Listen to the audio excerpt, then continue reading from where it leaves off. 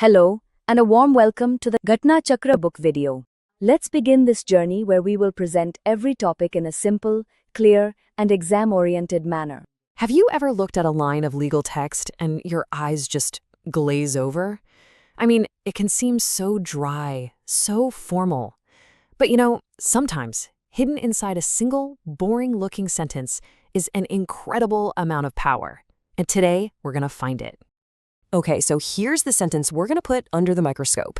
As per Section 30, the collector has the power to take possession of the land to be acquired. It sounds so official, right? Almost like just another piece of paperwork. But what is it actually saying? So that's the puzzle we're going to solve together. We're going to take this one sentence, break it down into its most basic parts, and really see how legal power is built, literally, word by word. Okay, let's dive in. Our mission here is pretty simple, to understand every single part of this statement.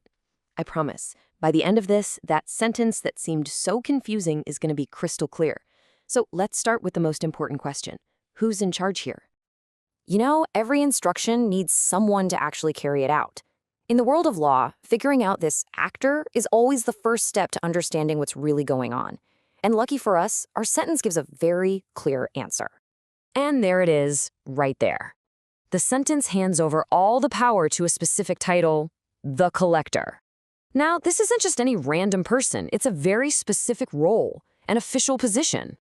What's really interesting here is how the law defines this role purely by its function. Based only on the sentence, we don't know their name, we don't know what department they're in, but we know the one thing that matters. They are the one with the authority to get things done. Okay, so we know who has the power. The next obvious question is, what exactly is that power? What specific action is the collector actually allowed to take? Well, the sentence tells us that too. The key phrase here is, take possession of the land. This is the absolute core of the power being granted. It's not vague at all. It's a very specific and pretty significant action. So here's the crucial point. This isn't just about paperwork or, changing a name on a title. Taking possession means physical control.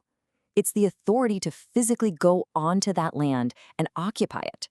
That is a very real, very direct kind of power. Now, authority like this doesn't just pop up out of thin air.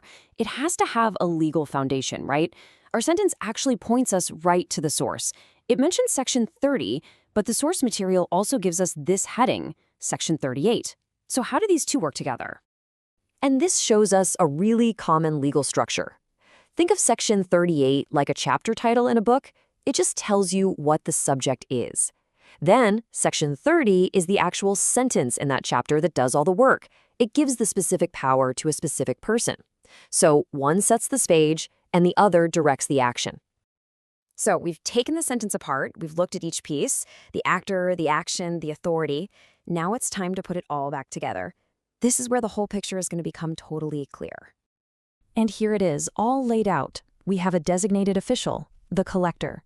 They are empowered to perform a specific action, taking possession. They do it to a particular subject, the land. And it's all based on the authority given in the law. It's like a complete instruction manual, all packed into a single line. So, let's read it one more time. As per Section 30, the collector has the power to take possession of the land to be acquired. It sounds different now, doesn't it? It's not just jargon anymore. It's a clear, direct grant of serious power. And there you have it. That's the translation into plain English. A single sentence creates a legal reality where a government official can physically take control of a piece of land.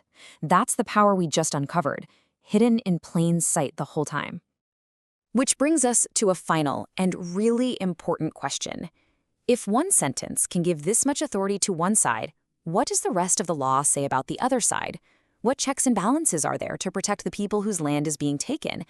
Well, that's the next puzzle we need to solve.